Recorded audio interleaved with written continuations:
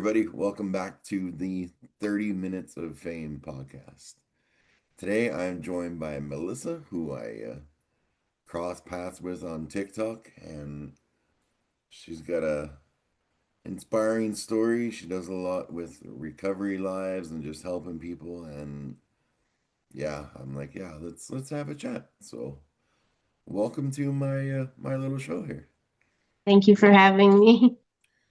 Melissa is my neighbor to the west of me in BC, and just a lot of positive posts, a lot of ups and downs. And the thing I liked most about your videos, I do a lot of watching before I have people on here, and it's just real. It's just there's a lot of fake. There's a lot of fake online these days with people just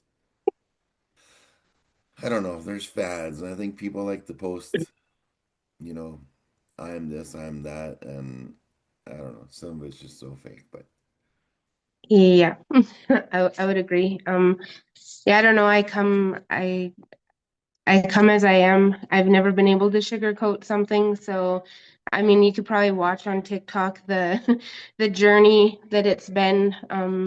I started out as doing for recovery, and then I lost my mom going through grief, kind of slipped a little bit. Sometimes my TikToks might be a little bit harsh in there, but we're on the outside of that now.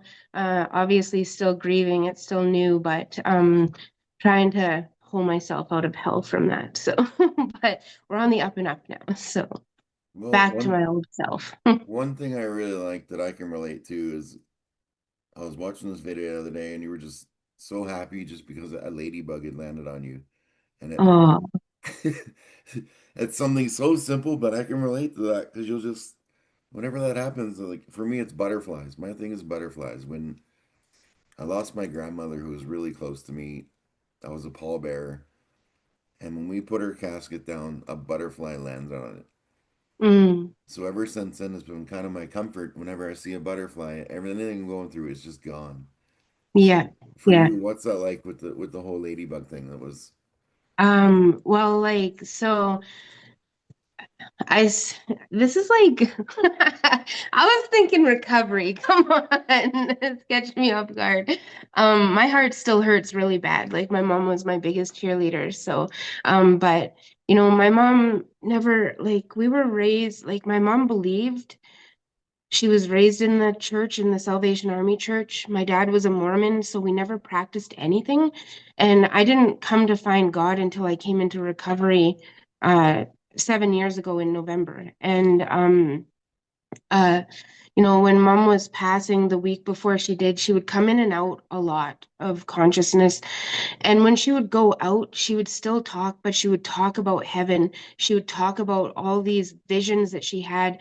And, the church that I belonged to for the 6 years of like the beginning of my recovery, it's pretty rigid, and it it put a lot of doubt into me, because if you didn't get baptized this way, and if you don't have the Holy Ghost, and if you don't speak, and like it was just a lot of stuff, and my mom never would have done that. So I fought for 2 years, like begging mom, please, please do this so that I know that you're gonna go to heaven with me. And in the end, what happened, like I was facilitating a recovery program and through the church and stuff, and I was basically given the ultimatum of either picking church and facilitating and making sure that I'm still showing that I'm consistent and I'm there, or being with my mom. And I obviously chose my mom. And so my hope came alive when I was watching mom in the last days, and she was telling me all about these things. And then she had a vision. My grandson was still in my daughter's belly, and she had this vision of exactly what he was going to look like and what his personality was going to be. And I have it on video, and it was just incredible. Like both my daughter and her husband are both like bright blue-eyed, and mom said, yeah, he's gonna have brown eyes. And I said, Mom, you're gonna get Melena in trouble because like they're both blue eyes. Like, are you sure? And she said, you asked and I'm giving you the answer. And I said, okay, fine. Like, I'll take it, whatever. And I was in the delivery room and he was born, and the doctors and nurses all said as soon as he came out, what beautiful brown eyes. And I thought, what the hell are you talking about? Kids that are born usually have blue eyes and it changes to whatever it's going to be. And they were like the darkest brown eyes. And then the very next day, sparkling blue. And I was just like, Mom, there's no way that mom did not go to heaven. There's no way that this can't be right. And in the last days, she mustered up the strength to text me. And she texted me, Melissa, I keep telling Jade, which is my youngest daughter, I'm going to be sending ladybugs. Make sure you watch for them. And I thought, okay, ladybugs, okay, sure. like we live in the cold north. We don't really get ladybugs much at all. And mom passed in November, and I was coming home from visiting, and I stopped at the gas station. I'll never forget it. Snowstorm, freaking cold. And I got like it's my favorite gas station stop at get deviled eggs, whatever. It's weird, but so I got them and I opened it up. So like this is a snowstorm in a cooler, closed container. I open it up. I'm eating these deviled eggs and I look down and I pick it up and there's a freaking ladybug crawling on this deviled egg. And I'm like ladybugs don't really live in snowstorms. So like what? But Wow. it just yeah, so when I was recording that TikTok and just flies out of nowhere. Like I have two. So I yesterday was I was it was snowing the day before and then there's a ladybug sitting there. Like and it was a rough day yesterday. We had counseling for the kids and me, and those days are always rough for me, but and then this shows up, and it's just this small, quiet reminder of like, it's okay. It's okay. It's okay to be sad. It's okay to struggle, but I'm here, keep going. And because my mom was my biggest cheerleader, my mom was the only person, and I'm telling you, only person that stuck by my side forever through everything in my addictions, in everything. And so it was a hard loss. And the loss of doing it and then being in recovery and having to feel it. Wow. That's been the journey. So, yeah.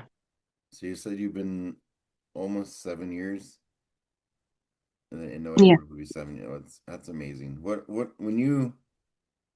when you're talking to people or someone will say, you know what, my biggest thing is I've only been sober 1 month. Well, you know what? That's 1 month. Every day that you can get up and make it through another day, it's a big deal. So what was that for? What was your first big milestone that you thought of when you made?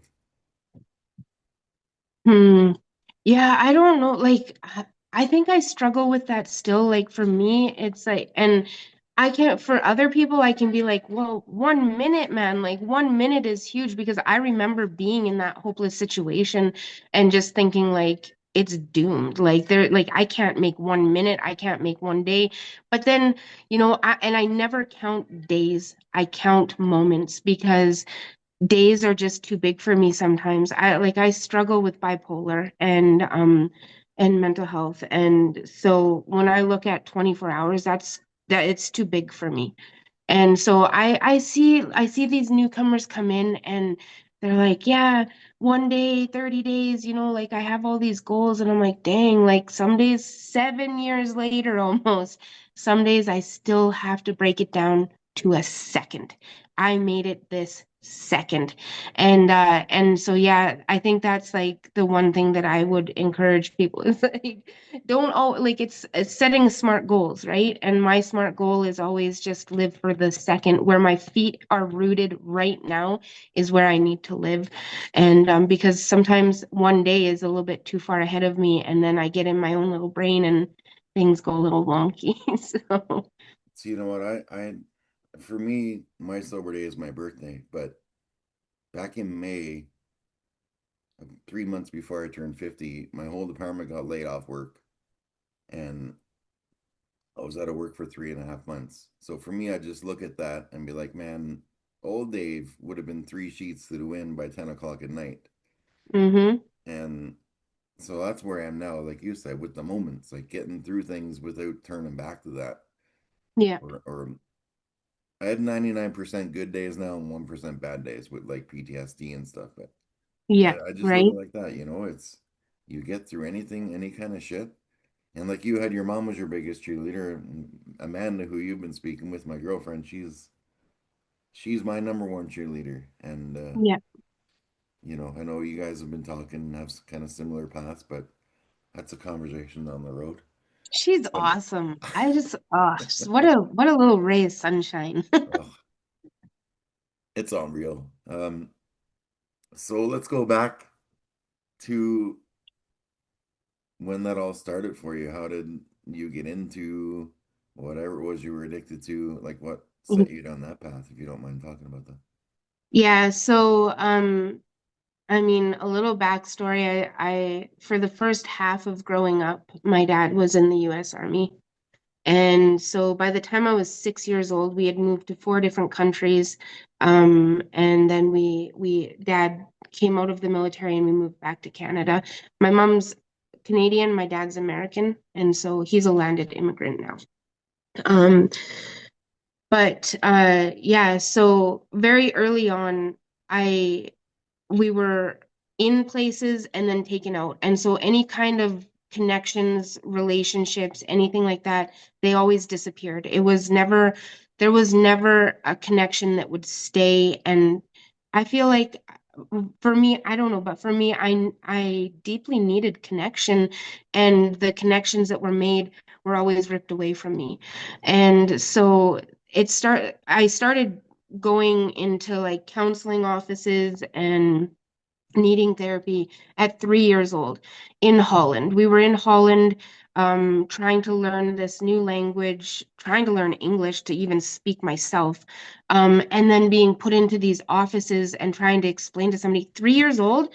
Dude, like I didn't even, yeah, it was crazy. So, and I started getting diagnosed with anxiety disorders, mental health disorders, all this kind of stuff at 3 years old. And it became the identity of who I was.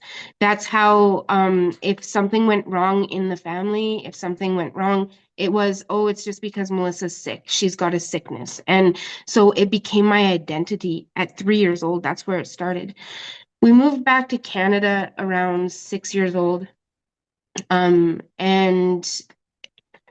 it was rough. My dad became a child welfare worker at the reservations. Hobima was his first one. It's not called Hobima anymore. I can't. It's down by where you guys are there.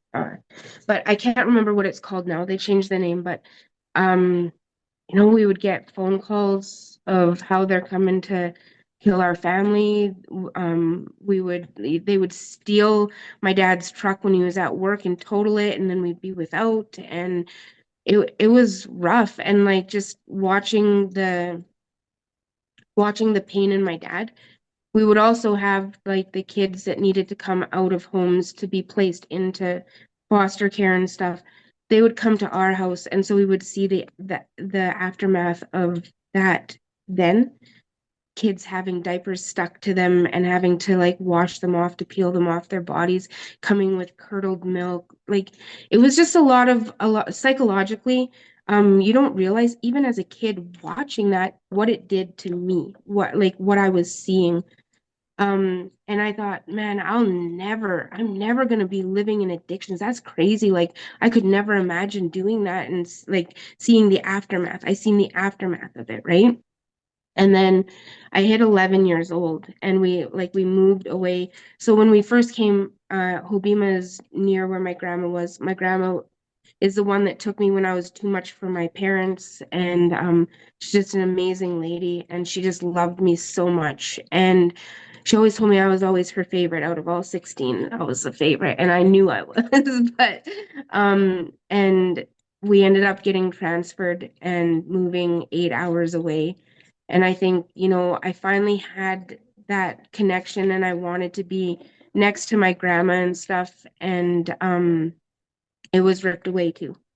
And I struggled in school because I was bullied by the kids that dad was taking out of their homes because they were upset that my dad was taking them from their families. I got the brunt of it. I got my ass kicked every day for it. And so we moved 8 hours away. and it just spiraled. I went into an absolute manic like episode. I don't even know. I can't explain it. I would just be walking, I'd black out, start smashing my head into a telephone pole. At school, I'd be fine, and then I'd start like I'd get up in the middle of class and just start telling the teacher what kind of a piece of shit he was, and like just being absolutely unruly. And my brother had to like help me out of situations way too many times. But anyways, so the one day I ended up trying to run away. My dad got me. We were military kids, right? I ran downstairs, locked myself in the bathroom, tried to drink some bleach, commit suicide, whatever it was, what it was. I was 11. So ended up getting like taken down 2.5 hours away to Grand Prairie and put into a psych ward. And I don't know what it was that I had never been away from my parents. We never had sleepovers. Like we were very sheltered. Um, and I felt so abandoned. Like I felt so abandoned. They put me on a bunch of medication so I didn't feel. And I was like, dang, like I don't feel anything. Like, what? Like, this is kind of good. And that's where it started. It started where it was like that feeling of not having to feel because it hurt. Like, I was a hurting kid. I was getting my butt beat by kids every day. Have people rip earrings right out of my ears because my dad took them from their mom, and I had to drive on the bus with these kids every morning and every afternoon. We had to go and do all these events at the reserve. And yeah, behind the scenes, it was rough. It was rough. And so yeah, I ended up there, and then so they started me on a bunch of medication, Prozac and Luvox, and that's where it began. I couldn't, by the time I was 12, I just didn't want to live anymore. I had no hope. I was tired of hurting. So I didn't just take the pills like they were supposed to. I would take everything and anything that I could get and pour it into baggies, and I would just take handfuls because I just didn't want to be here. I didn't care. I just didn't care. And yeah, it lasted a long time. I would be so high I couldn't function, falling through stuff I felt like, and I'd be laid up on couches and whatever. But then I'd run out because my baggie of handfuls of stuff was gone and I couldn't get into the doctors, or I've already played three different doctors amongst themselves, and I can't get any more. So now I have to go through withdrawals. So then I'm going through withdrawals, and it was such a vicious cycle. Anyways, it lasted 25 years. When I moved in with my husband, well, I was in a relationship prior to him for 3 years. I was abused physically. I was raped and humiliated. Uh, it was bad. It was freaking bad. And when I met my husband, I was like, this is my way out. And so the day I graduated, I packed my shit and I moved to his house 3 hours away, my first sleepover. And I became a stepmom instantly, stay-at-home mom, stepmom. And that journey was even more rough. Like what? Like I don't know, um dealing with exes and stuff at 18 years old. I don't even have experience in my own life, and here I am trying to care for other people, still going through my addictions, but I was functioning like I always made an excuse and said I'm not an addict because it's prescribed. The doctors have prescribed it, so I'm good. Like it's not an addiction. Um, but then I started, like when I moved in, I started dabbling with alcohol as well. And I don't know, it doesn't matter what it is. I have an addict mind, so it's just never enough. So, like I needed more. That was my drug of choice. More, please, because I just don't want to feel. And yeah, so we went through, I mean, I've been married for 24 years and my addictions was 25 years long, and he he stuck through it. It was rough. We went through a lot of shit. Um but I think I became a stay-at-home mom instantly. And so being at home and being alone, I could hide it even more. Wow. And that's where it got real bad. It got real bad. And then as an adult, my parents weren't taking me to doctor's appointments, so I just went to any doctor I could, online, in person, over here, psychiatrist, psychologist, counselor. It didn't matter, wherever I could get stuff. And then, I mean, I started playing that I'm hurting, I'm in pain. So then it's pain pills too now that we're putting in these bags to take handfuls of, and that's where it really fell down. I was like, it was bad. So yeah, it was a ride, and it was 25 years of my life. And I will always say, I know in a lot of 12-step programs and stuff, you introduce yourself as, "Hi, I'm Melissa, I'm an addict, blah, blah, blah." And I just refuse to do that because my identity was always, I'm just sick. It's an excuse, it's an identity of who I am. And it never was, that's not who I was. I was a hurting person. And I will say, "Hi, my name is Melissa. I've struggled with addictions, but I'm not giving that life anymore." So it's not who I am. It's not my identity. It's something I've struggled with, but and I still struggle now, 7 years later, but I just have the tools to be able to manage it a little bit better. So Wow. yeah. Whew, that's heavy. Uh, Yeah. tell me about the recovery ranch. And Oh, yeah, so we call it Restoration Ranch, and we misspell it on purpose. If you see that it's misspelled, it is spelled misspelled on purpose. We spell it with an E instead of an O, because I think it's hilarious when people are like, "Oh, Restoration Ranch, you spelled it wrong," and I'm like, "No, actually, I spelled it exactly how I want to. This is exactly my point." People are so quick to point out the problem, to hmm, point out the mess up or whatever, but did you realize what the meaning is of this? Like, you missed that part. So yeah, it's Restoration Ranch. We live on 165 acres up in northern BC. And one thing I learned in recovery is I never had coping skills, and that was half of my problem. I didn't have coping skills. Nobody in school taught me coping skills. Nobody taught me, how to live life. We learned all this stupid shit in public school, never used it in my life. I promise you, I've never used public school in my life. Um, I've used street smarts. I've used, what I've had to do to survive. And so I homeschool my kids, and they won't go to public school, but because I want to teach my kids life skills. Like, look at the world we live in now. We need to, most kids don't even know how to make ramen noodles in a flippin' microwave. Tie their shoes at, 19 years old. We still wear Velcro. God. Like, so, yeah, Restoration Ranch.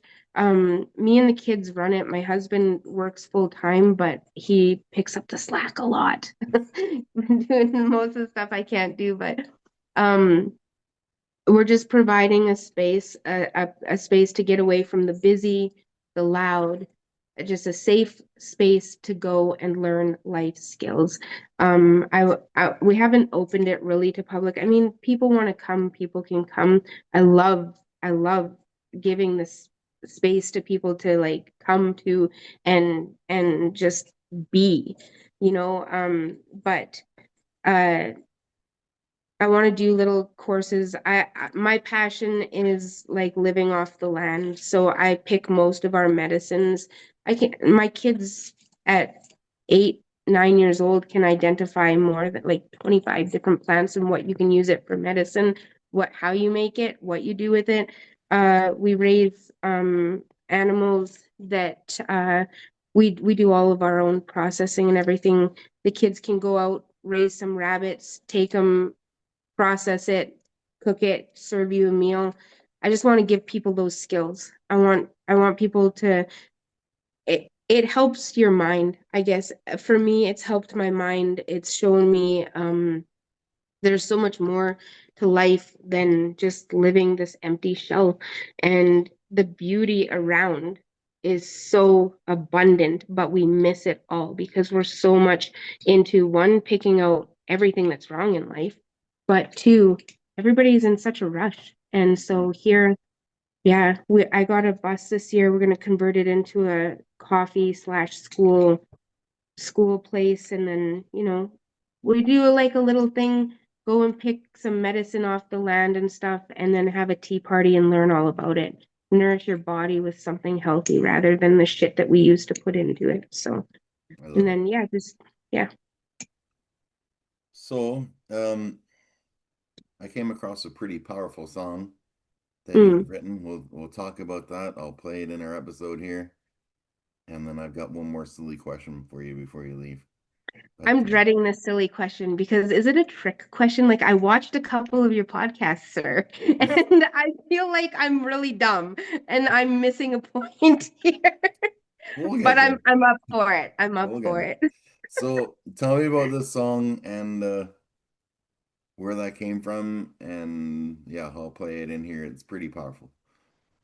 Yeah, so like I said, I facilitated a recovery program for 6 years, and I would go to different churches and stuff, and in the church that I was helping facilitate this program, which is it's a faith-based 12-step recovery program. But I would I often had to share my testimony, right? And so sharing my testimony, um it gets tiring. Like I'm like it doesn't get tiring for me. I love sharing my testimony, but I guess I don't have any self-worth. So I'm like, this is so stupid. Like people hear the same thing over and over and it's just dumb. Like nobody wants to hear it. Nobody needs to hear it. But for me, oops, sorry. For me, like I think it's music is just very healing for me. And so I thought, well, maybe if I just put it in a song and then I just put it out there, people can listen to it when they want to. And I don't have to feel like I'm just boring people and like whatever. I don't know. So yeah, I do have a testimony written up. And then instead of just sharing my testimony written up, I made it into a song. So, and yeah, I feel like um I come from like my recovery is faith-based, and so and that's where it started, and I just wanted I, I'm struggling in grief with losing my mom, and so uh I've taken I sometimes I feel really lonely, even though I do have people in my corner. I feel like I'm I'm too needy, I'm too much. So I've just taken to writing, and I thought, well, man, I want music behind my testimony because I want to hear like it's powerful to me because it's my life and it's what I went through. And but when there's music, there's just that emotion that gets tied to it. And so I was like, I wonder if I could like get some music. And now we have technology and like these apps that like you put words in a box and they like put a singer on there because like Mm. nobody wants to hear me singing a promise. But like they put a singer there and it just turns it into life. You know what I mean? It just gave it such a life to it. And so yeah, that's why I did it. I don't know how, but I'm willing. Yeah, I'm willing. There was a little girl, just 3 years old, in a world so loud, feeling all alone. Moved from place to place with fear in her eyes, learning early how to say goodbye. 6 years old, back in Canada's cold, where pain had faces she didn't know. Riding that bus with tears on her face, wondering why love felt out of place. They said she's broken, she'll always be this way. But Jesus had a plan that would rewrite her days. I don't know how, but I'm willing. That's the prayer that changed it all. From broken chains to healing, from barely breathing to standing tall. I was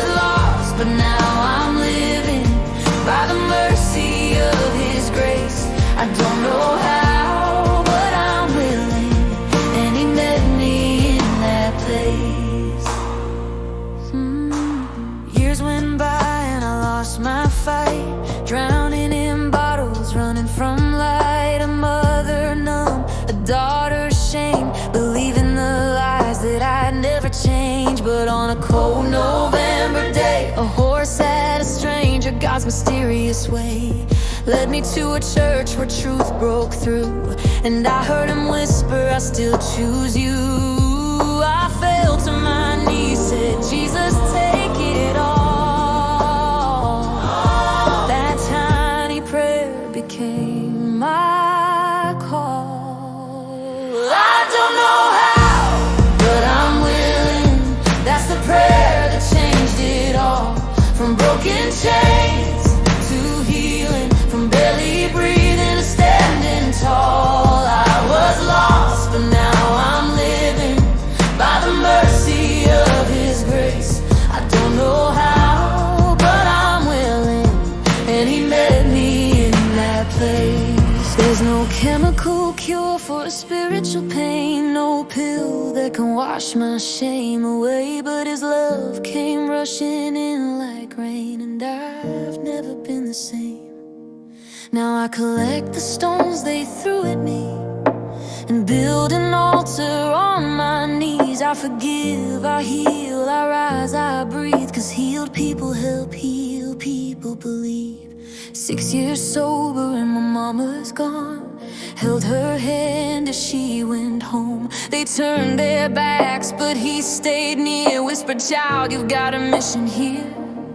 So I built my tribe, I melt my fear, with hearts that fight and faith on fire. Now I pour out what He's poured in, to show the lost they can begin again. I don't know how, but I'm willing. That's the prayer that changed it all. From broken chains to healing, from barely breathing to standing tall. I was lost, but now I'm living by the mercy of His grace. I don't know how, but I'm willing, and He met me in that place. He let me know my pain. He let me know. I don't know how, but I'm willing. Jesus turned my night to day, from broken chains to healing. He washed my past away. I was lost, but now I'm living by the mercy of His grace. I don't know how, but I'm willing, and He met me in that place. From broken to beautiful, victim to free, Jesus took the ashes and made victory. Now I live to love, to live, to lead. What He did for me, He'll do for thee. I don't know how, but I'm willing, and He met me in that place. That's a pretty heavy song. That's gonna inspire some people, I think. But I got one more question for you. It's kind of stupid, but it's how I end all my shows. It's not a trick question. It's just here we go. So 100-meter, well, you live on a farm. This could be a good question for you. The 100-meter pigeon carrying contest. Yeah.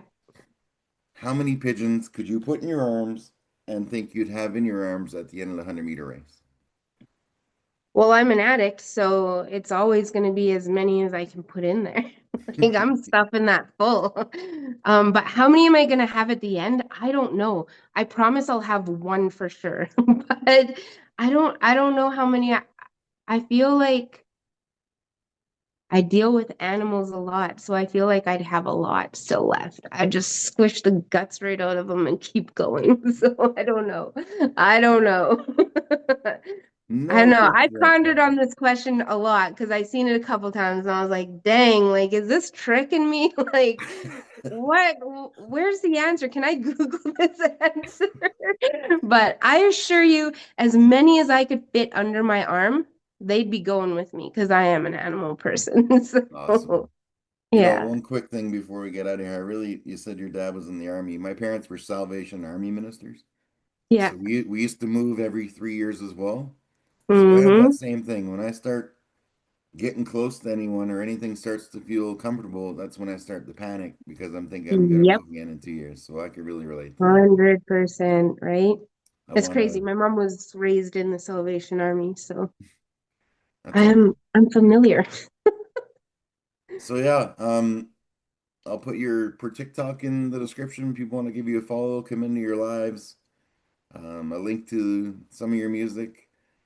And thanks for coming on with me, sharing your story. I'm sure it's going to inspire a lot of people. If you're out there, if you're someone's watching this struggling, or like, what's your one message to anyone out there struggling? Hmm. Man, if you're struggling, reach out. Just reach out, man. You never know the one person that just has the right thing to say that just will click and it'll be your thing to hold on to keep going. So, yeah, if you're struggling, reach out because I am everybody's biggest cheerleader. So I got your back, man. I got your back. But yeah, the struggle's real, but just keep pushing. You know, it's hard, but it's doable. That's what I say. Like, dang, like addictions was hard, recovery is hard. We got to make those choices, and some like it's never going to be easy. If it's easy, you're in the wrong spot, I promise. But so reach out and yeah, just keep going. I'm so yeah. Yeah. I love it. Anyone watching this, that's some pretty great advice. Give Melissa a follow. Don't forget on this video to like it, Yeah. subscribe, share, all that cool shit my daughter tells me to say. And have a great day, everybody.